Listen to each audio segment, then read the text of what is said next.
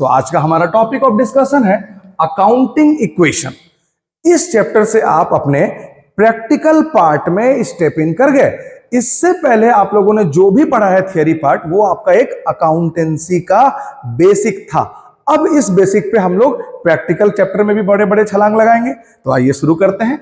Sir, accounting equation क्या है, कितने टाइप्स का क्वेश्चन इसमें पूछा जाता है, कैसे क्वेश्चन होते हैं, क्या क्या फॉर्मूलाज होते हैं, सब कुछ हम इसी वीडियो में सीखते हैं। तो आइए शुरू करते हैं। It is a mathematical expression. पहले बताइए मैथमेटिकल एक्सप्रेशन क्यों बोला गया। ये देखिए, ये है आपका अकाउंटिंग इक्वेशन। जहां पे इक्वल टू प्लस माइनस होगा उसको हम क्या बोलेंगे, historical expression? No sir, mathematical expression.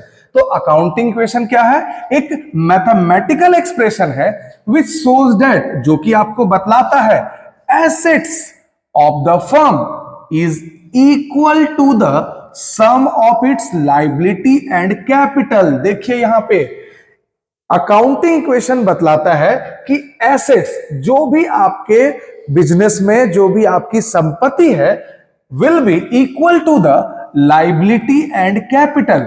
वो हमेशा बराबर होगा आपके पूंजी और आपके उधार के। इसका मतलब ये हो गया कि बिजनेस में आप जितने भी ट्रांजैक्शन करते हो, चाहे वो आप गुड्स खरीदते हो, बेचते हो, कैपिटल लगाते हो, उधार में खरीदते हो, उधार में बेचते हो, एसेट्स खरीदते हो, ईच एंड एवरीथिंग इसी इक्वेशन पे सेट हो जाना है। बिजनेस में जितने ट्रांजैक्शन आपने देखा है, सारे ट्रांजैक्शन को इसी इक्वेशन पे सेट करना है। और ये इक्वेशन बताता है कि जो भी आपके बिजनेस में एसेट्स होगा, वो आपके कैपिटल और लायबिलिटी दोनों को जब आप जोड़ दोगे तो वो आपके एसेट्स के बराबर हो जाएगा। सेम चीज हम लोगों ने पढ़ा था अकाउंटिंग प्रिंसिपल में। एक प्रिंसिपल है हमारा डुअल एस्पेक्ट्स प्रिंसिपल, जो बतलाता है कि every transaction has two aspects, one in debit side and another is credit side, जिसको आप एसेट और लायबिलिटी भी बोल सकते हो। वो भी अकाउंटिंग प्रिंसिपल बतलाता है इसी अकाउंटिंग प्रिंसिपल्स को, कि आप कोई भी ट्रांजैक्शन कर ले, इस इक्वेशन में वो सेट हो ही जाना है। जो भी आपका एलएचएस होगा वो आरएचएस हो गया, मतलब कि आपकी अकाउंटिंग बिल्कुल सही है। आप देखते हो कि कॉमर्स वाले बच्चे बैलेंस शीट बनाते हैं। सर, बैलेंस शीट क्या होता है? एक तरह का फाइनेंशियल स्टेटमेंट होता है जो कि आपके फाइनेंशियल पोजीशन को बतलाता है।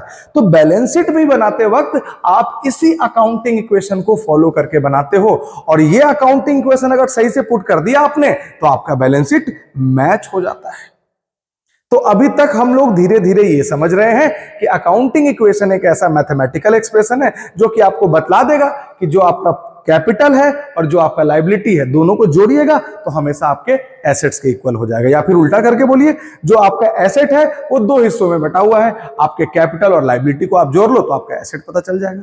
क्या ये बात क्लियर हुई आपको? सर, आप कुछ ट्रांजेक्शन देख के इसको एक्सप्लेन कर सकते हो? बिल्कुल, बहुत सारे ट्रांजेक्शन और क्वेश्चन है हमारे पास। एक एग्जाम्पल को देखिए, Ram started a business. Ram ने बिजनेस स्टार्ट किया, okay, with his own cash. उसके पास कैश कितना था? 4 लाख। ओके, पहले से कैश था। एज कैपिटल उन्होंने 4 लाख को पूंजी में लगाया, and 2 lakh as loan from the bank. Ram एक बिजनेस स्टार्ट किया जिसमें कि टोटल उसको लग गया 4 लाख प्लस 2 लाख, 6 लाख लग गया। 4 लाख उसके घर में खुद के थे और 2 लाख उन्होंने बैंक से लोन लिया। इस ट्रांजैक्शन को आपको फिट करना है इस इक्वेशन में। मैंने पहले ही बोला था, हर बिजनेस ट्रांजैक्शन को आपको फिट करना है इसमें। तो क्या है आपका equation? Sir, asset is equal to capital plus liability. अब देखिए, ये ग्लास है जिसका नाम है कैश। कैश एक तरह का एसेट होता है। कौन सा एसेट होता है सर? तो करेंट एसेट होता है। आपके पास से पहले कितने रुपए थे? सर, 4 लाख। आपने वापस से बैंक लोन कितना लिया? सर, 2 लाख। तो अब टोटल कितने कैश हो गए आपके पास? Sir, 6 lakh. This is your asset. 6 lakh क्या हो गया आपके पास? एसेट हो गया। अब एसेट आपका हमेशा बराबर होना चाहिए आपके संपत्ति से, आपके पूंजी से और लायबिलिटी से। क्या आपको पता है कैपिटल को हम दूसरे शब्दों में क्या बोलते हैं? इक्विटी बोलते हैं, ओनर्स इक्विटी बोलते हैं। कहीं कैपिटल के जगह ओनर्स इक्विटी भी हो तो आप एक ही बात समझना। तो बताओ, कैपिटल आपने कितना लगाया? सर, 4 लाख कैपिटल हम अपने घर से ले आए और 2 लाख हम बैंकों से उधार ले लिए। तो अब बताओ मेरे प्यारे बच्चों, 2 लाख और 4 लाख कितना हो गया? 6 lakh. Your LHS will be equal to the RHS, that's mean everything is okay. आपने इस ट्रांजेक्शन को इस इक्वेशन में फिट कर दिया। मैंने आपको बार बार बतलाया है जितना भी ट्रांजेक्शन है वो इसी इक्वेशन में फिट होना है। This is what we call accounting equation. It is a equation which shows that the asset of the company will be equal to its capital and liability।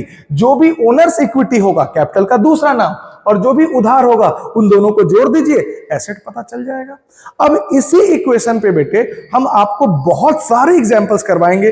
कितने तरीके से एग्जाम में क्वेश्चन पूछे जाते हैं उन सब को हम लोग नेक्स्ट वीडियो में देखेंगे। इस वीडियो में एक दो एग्जांपल आपके सामने और करके दिखलाते हैं। तो चलिए दूसरे एग्जांपल को लिखते हैं हम। अब दूसरा एग्जांपल लिखने से पहले एक बात मैं आपको बतला दूं, अकाउंटिंग इक्वेशन बनाने के लिए क्या फॉर्मूला और क्या रूल होता है सर। दो सिंपल से रूल है। पहले रूल लिख दो, रूल लिख लो मेरे साथ, rules of accounting equation, short में लिख देंगे। रूल नंबर 1, एवरी, लिखो, every transaction has two effect. हर ट्रांजैक्शन के कितने इफेक्ट होंगे? 2। दूसरा और अंतिम नियम, income will be added to capital और expenses will be deducted to capital. यही दो सिंपल नियम है और दुनिया में सारे अकाउंटिंग इक्वेशन बन जाने हैं। सर नियम क्या है बताइए? एवरी ट्रांजैक्शन, जितने भी ट्रांजैक्शन है बिजनेस में, उनका कितना इफेक्ट होगा? 2। या तो एक एसेट साइड या तो एक लाइबिलिटी साइड, या तो दोनों लाइबिलिटी साइड या तो दोनों एसेट साइड। ये हो गया पहला एग्जांपल कि हर ट्रांजैक्शन के कितने इफेक्ट होने हैं सर? 2 इफेक्ट होने हैं। और दूसरा क्या है आपके पास?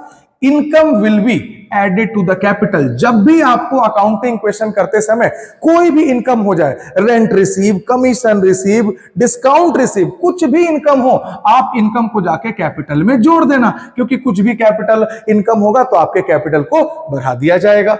Expenses will be deducted to the capital. किसी भी तरह का खर्च हो गया तो कैपिटल से घटा देना। बस ये दो सिंपल से नियम है और सारे अकाउंटिंग इक्वेशन आपको समझ में आ जाने हैं। सर जल्दी जल्दी बताओ ना, जल्दी जल्दी बताओ, मुझे क्वेश्चन बनाने का मन कर रहा है। आओ लिखो जल्दी से एग्जांपल। एग्जांपल नंबर 1 देखिए, purchase good from for cash 5000। अब आपने गुड्स को खरीदा है। किससे गुड्स खरीदा है सर? कैश से खरीदा है।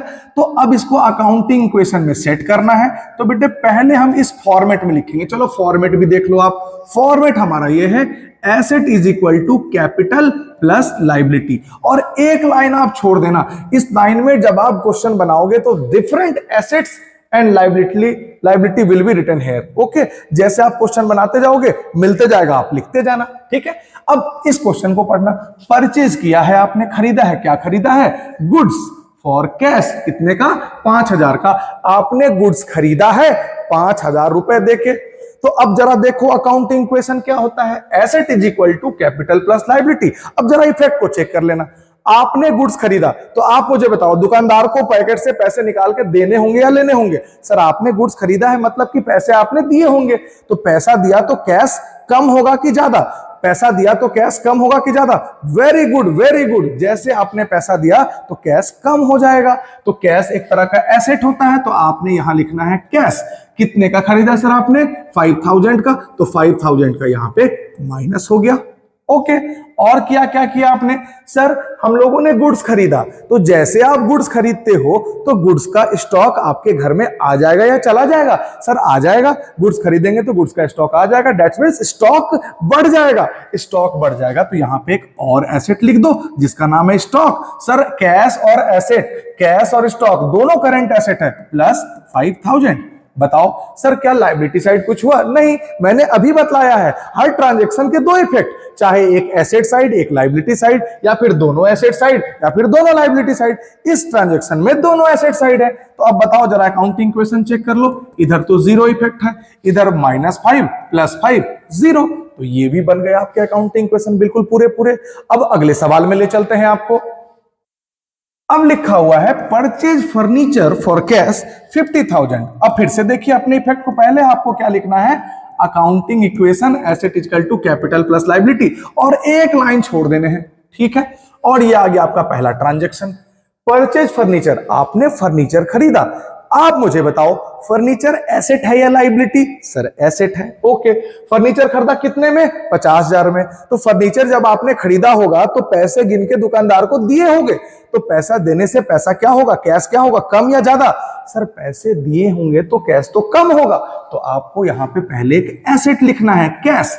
कैश कितना से कम होगा? सर 50,000 से। दुकानदार को आप 50,000 दे दोगे तो 50,000 माइनस हो गया। प्लस क्या आपके पास कुछ एसेट्स भी आया है? हाँ सर, एसेट का नाम क्या है? फर्नीचर। आपको यहां लिख देना है फर्नीचर। कितना? 50,000। ये हो गया आपका बिल्कुल सही। एग्जाम्पल नंबर 3 लिख लीजिए मेरे साथ, जल्दी से लिख लीजिए यहीं पे। Example number 3, rent paid. चलो फिर से बतलाइए, रेंट पेड किया है आपने तो क्या होगा? जल्दी से देखो नियम। नियम क्या था सर? नियम क्या था? ये आ गया नियम, every transaction has two effect. Income will be added to the capital, expenses will be deducted to the capital. तो अब मुझे बताओ, रेंट पे करना इनकम है कि एक्सपेंसेस? सर रेंट पे करना तो खर्चा होता है, तो जल्दी से घटा दो कैश से। मान लो रेंट पे हो गया 2000, तो क्या करिएगा सर? रेंट पे करेंगे तो अपना कैश कम हो जाएगा, माइनस 2000 हो गया। ठीक है, इस ट्रांजैक्शन में भी देखो, इधर इफेक्ट था 0, माइनस 50,000 प्लस 50,000, इधर भी 0। Accounting question matched.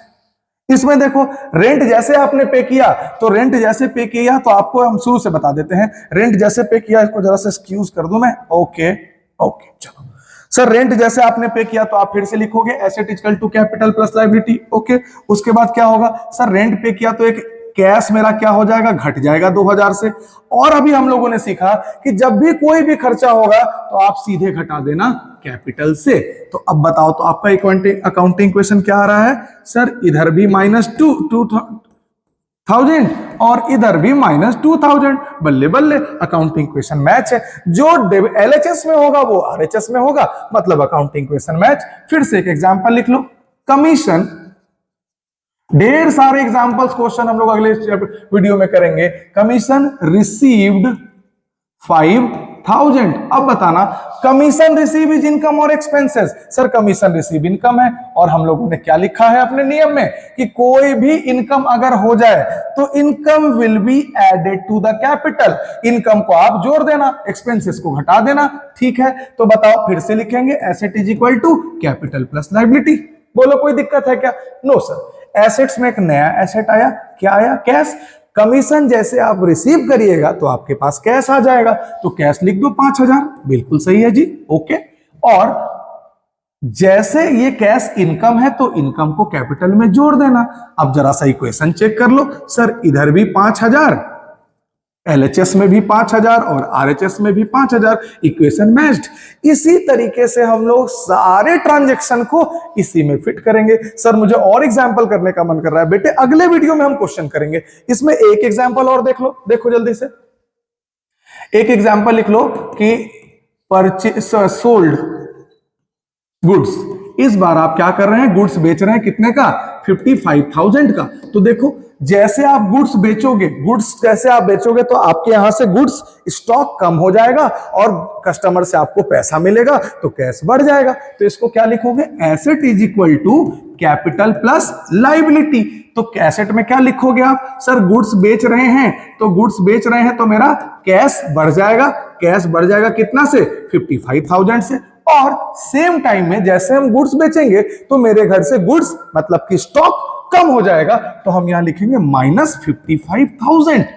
तो जरा देख लो, एक इधर तो 0 इफेक्ट, अकाउंटिंग क्वेश्चन पे इफेक्ट देख लो, माइनस 55 प्लस 55 0 एलएचएस, और तो यहां पे 0 था। Equation is matched. बेटा this is all about accounting equation. अगले वीडियो में हम आपके साथ 2 क्वेश्चन 3 क्वेश्चन कुछ स्पेशल ट्रांजैक्शंस को भी डिस्कस करेंगे। तब तक के लिए सीखते रहिए और पढ़ते रहिए। मिलते हैं आपसे अगले वीडियो में। Thank you so much my dear students.